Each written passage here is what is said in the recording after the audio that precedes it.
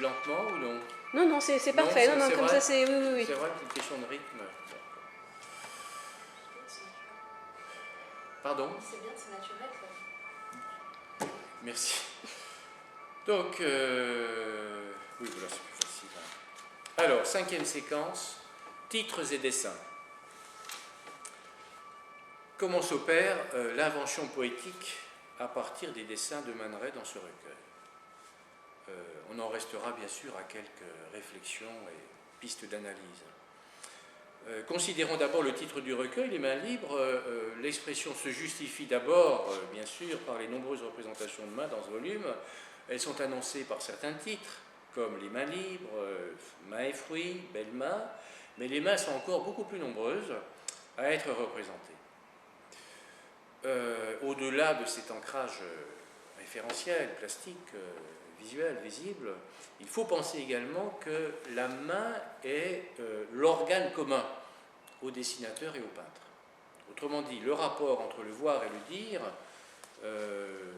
l'imbrication entre dessiner et écrire se joue déjà dans cette expression.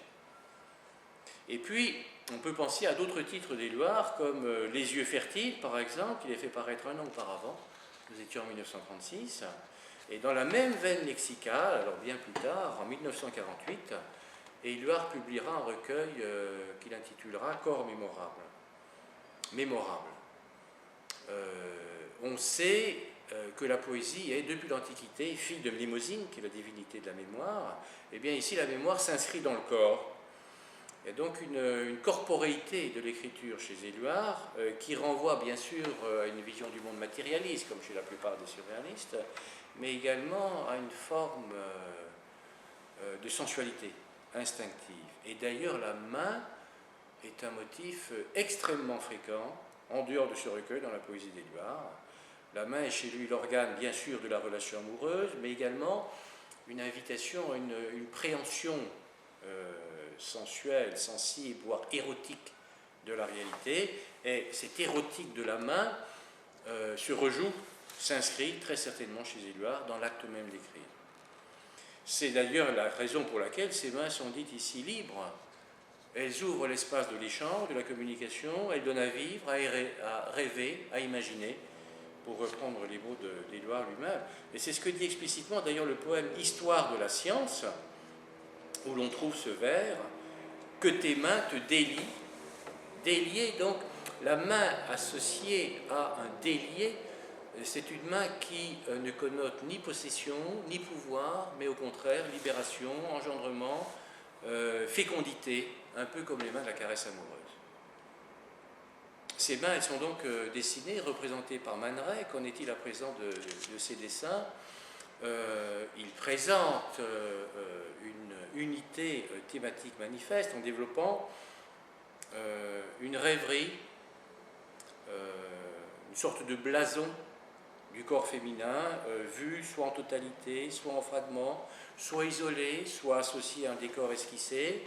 Et toute la série est portée par une thématique amoureuse qui ne pouvait qu'entrer en résonance avec la sensibilité d'Éluard et avec, disons, l'érotique surréaliste. Ces dessins sont d'ailleurs très caractéristiques de l'art surréaliste parce qu'ils associent une figuration, disons une technique figurative, réaliste, un peu comme dans les peintures de Dali, avec une technique illusionniste qui ne refuse pas la perspective par exemple, et une dimension, une coloration, une portée même onirique, qui n'est pas sans rappeler la fameuse méthode paranoïaque critique définie et pratiquée par Salvador Dali. D'où vient le caractère onirique ici? Eh bien, de deux choses essentiellement. D'abord, des ambiguïtés, des superpositions d'espace. Le poème Paranoïa, par exemple, assimile le corps d'une femme à une très longue jambe revêtue d'un bas.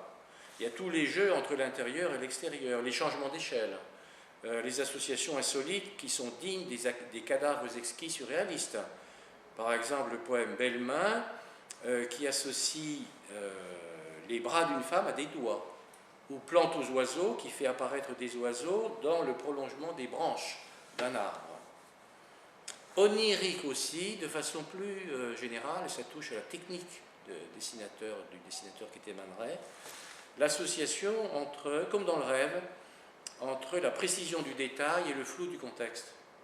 Les contours sont plutôt précis, très linéaires, des dessins presque sans rature, peu d'hésitation marquée, mais un contexte global presque toujours absent, puisqu'il n'y a pas d'arrière-plan qui permettrait de localiser précisément la représentation et donc d'identifier une scène globale.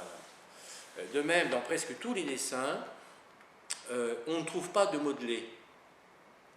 Donc ces dessins présentent ils construisent une présence sans épaisseur, un peu comme dans l'art iconique.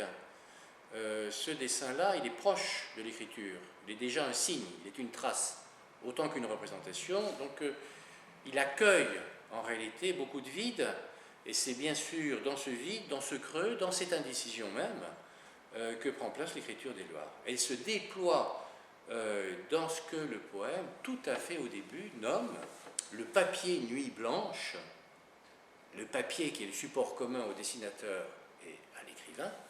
Et là, nous sommes dans les premières phrases du recueil, qui sont capitales. Le papier nuit blanche et les plages désertes des yeux du rêveur, le cœur tremble. Cette entrée en matière du livre, elle se fait à l'enseigne d'une sorte de vide créateur où va pouvoir se déployer la rêverie poétique. Et elle annonce très précisément ce qu'écrira Éluard à propos des marges du poème, ces marges blanches qui connotaient le vide, l'angoisse, le néant, la chute, l'impossibilité d'écrire chez Mallarmé, et dont la valeur s'inverse chez Éluard, ce sera d'en donner à voir, je cite, « Les poèmes ont toujours de grandes marges blanches, de grandes marges de silence, où la mémoire ardente se consume pour recréer un délire sans passé. »